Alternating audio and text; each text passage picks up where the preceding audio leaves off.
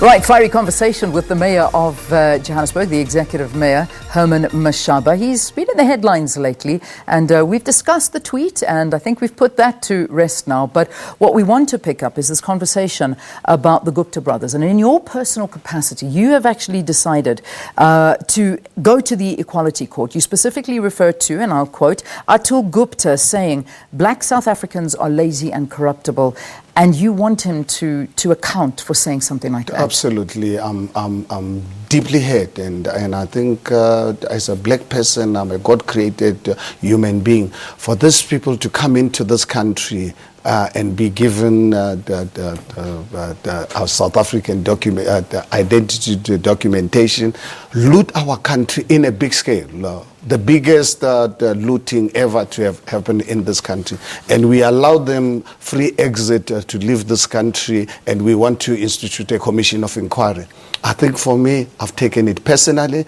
I wrote an open letter on the 11th of June to National Prosecuting Authority to say we've been hurt as black people. And we want, because one thing for sure, I wasn't born a lazy person, I wasn't born a corrupt person, and I'm surrounded by family, my community, who are hardworking people who've got absolutely nothing to do with the corruption. And for Atul and his family to call us lazy and corrupt, and NPA is not prepared to charge them. Fortunate enough, I live in a democratic institution. We've got the Chapter 9 institutions. I will go to the Equality Court, and fortunate enough, through my engagement after this letter, the past and present employees of AN7 have come forward.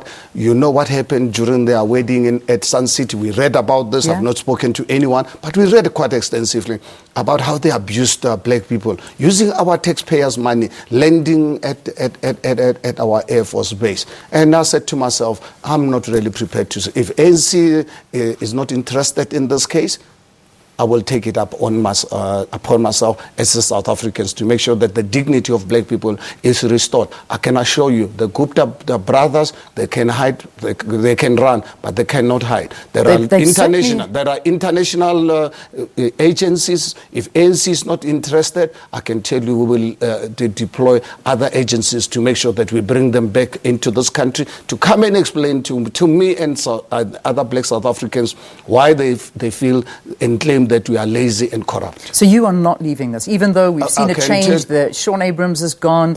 We know that there were issues at the NPA. You wrote to them. You heard absolutely nothing from them. Is the Equality Court your next step? I mean, could you even approach someone like AfriForum? I'm going to approach every available criminal justice system in South Africa and the world, because obviously ANC has allowed them to leave the country, but fortunate enough, there are criminal justice systems and agencies in the world that are going to help us track them down. They can, I can tell you they can run, they cannot hide. ANC, we can protect them for now. I can tell you that time is limited. People like myself will do everything possible to make sure that we bring them back into this country to come and explain in court why they believe me as a black person, I'm lazy and corrupt. Let's move on to Denel now, because again, Sunday newspaper reports coming out basically saying that there's a threat from you to liquidate Denel after it failed to pay 290 million loan from the Johannesburg Metro Council 2 months ago. And I know that this is your main priority, because you've spoken at nauseum about the fact that the city is broke. They need all the money that they can get. Well, it's in a financial trouble. It's got a backlog. Exactly, it's got a huge backlog. So let's talk about this issue. The finance minister, not the finance minister, I beg your pardon, the public enterprises minister coming out saying, please just give them time. Don't go this route. What is your response? Yeah, what happened, the city of Johannesburg in 2012 appointed a company called Regiment to manage our sinking fund. The sinking fund is money that the city puts aside on a monthly basis to be able to redeem our loans as and when they become available. Gave it to a Gupta, the company, and immediately gave a loan, a bond to Denel, unsecured. 200 million rands of the residents of the city of Johannesburg, unsecured, to Denel. This money was due for payment in June. A week later, we then discovered that Dinel is unable to pay. And you look at Dinel was looted by the Guptas. So basically, they took the city of Johannesburg, working with the administration of the city of Johannesburg, gave it to Regiment gave it to Dinel. And instead of Dinel actually providing services to this country, this money, we don't know what the Guptas did with it. And now, there was a bond listed with the stock exchange. I had no choice, and unfortunately.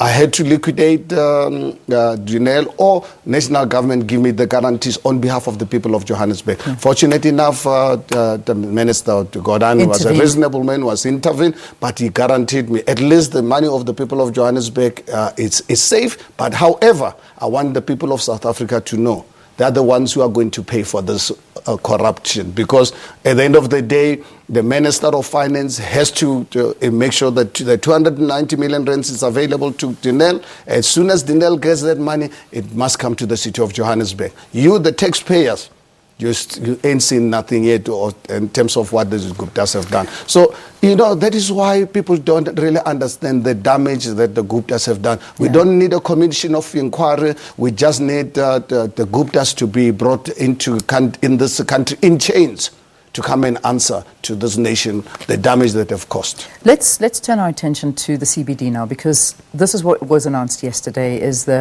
which you've been speaking very much so about, the rejuvenation of the inner city, buildings, accommodation, particularly for the poor, for students as well, developing accommodation. And there's been a great development. 71 buildings are now on offer to investors and to developers to come in and do a great job with them.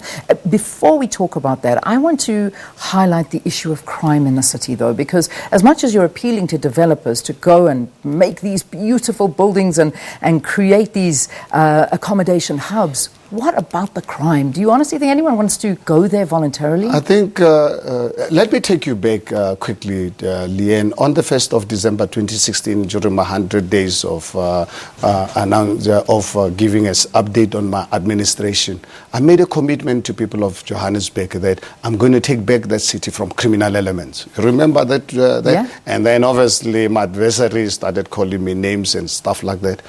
We've committed to that. A few months later, when I passed my first adjustment budget, the biggest investment I made was on policing, a recruitment of 1,500 police officers. We are now, right now, the city of Johannesburg reintroduced 5 municipal courts. I've appointed a very competent, the city of Johannesburg, we appointed a very competent committed civil servant, David Tembe, who's now running JMPD. Right now, we are bringing in another 180 of traffic wardens. The provincial government under MEC Vadi has given us additional powers so that these people can obviously have almost the same powers as the JMPD. So we're serious about this.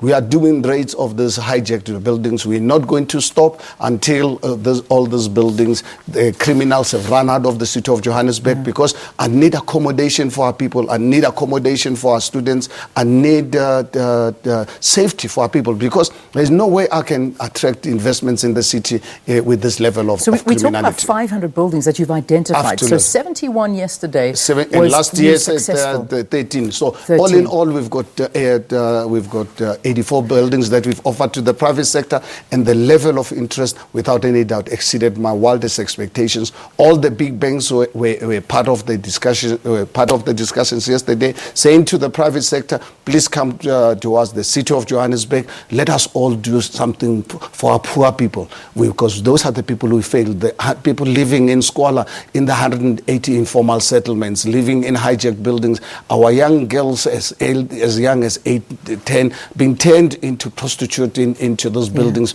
Our students, every day when they go to school, they steal they rob them of their laptops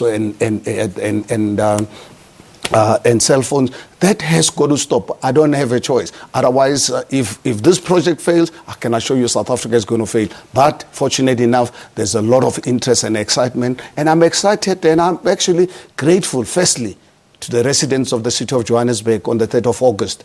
56% of them, they said they need a change. And on the 22nd of August, I'm grateful to the parties that voted me into power to say, Mashaba, take over the responsibility, this complex government. Yeah. And I'm really grateful to them. Today, We are now committed. We are a poor government. We are making sure that our budget, 69% of our budget is directed to those poor communities to actually change the lives of them so that our Mayor? people can have the facilities that they deserve. As we wrap this up, and we're going into news time, if there are investors and there are people that are interested in wanting to be a part of this development, come in, help you with these buildings. And I know you said, don't just come with a paintbrush and some paint. These literally need to be refurbished and decent accommodation. How do they get hold of you? What do they need to do? Well, fortunately, this prospectus is available on JPC, Johannesburg Property Company website. They can download or come to the Joburg offices of JPC. They can